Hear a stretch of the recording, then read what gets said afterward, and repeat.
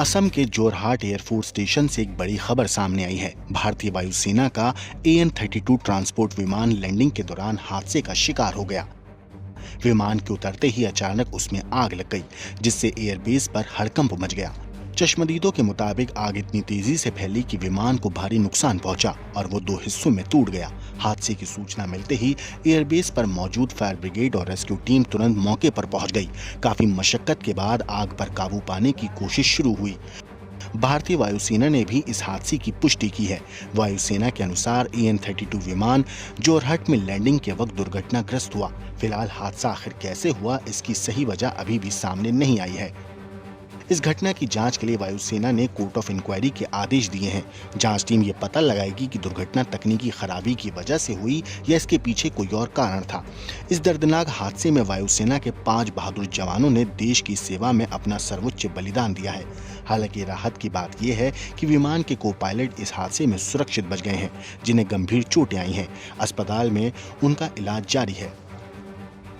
इस हादसे में देश ने जिन 5 जांबाजों को खोया है उनके नाम हैं squadron leader Prashant Singh, flight lieutenant Shubham Kumar, sergeant Jitendra Sharma, Agniveer Vayu Khemaram Kumawat, Agniveer वायु दानिश आलम।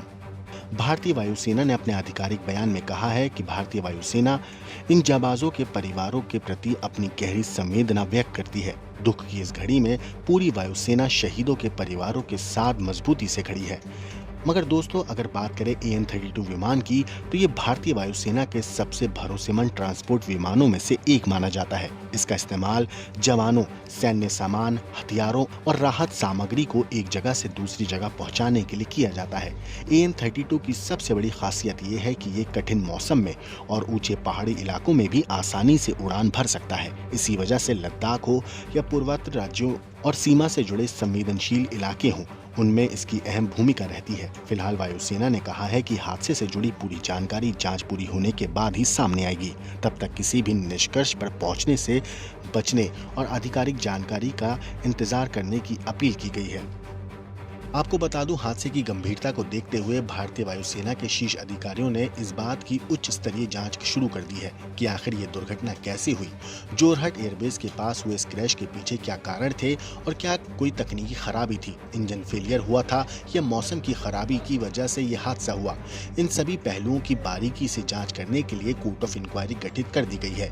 बचे हुए को पायलट का बयान भी इस जाँच में बेहद महत्वपूर्ण साबित होगा, क्योंकि वही हादसे के समय कॉकपिट में मौजूद थे। ब्यूरो रिपोर्ट, क्राइम तक।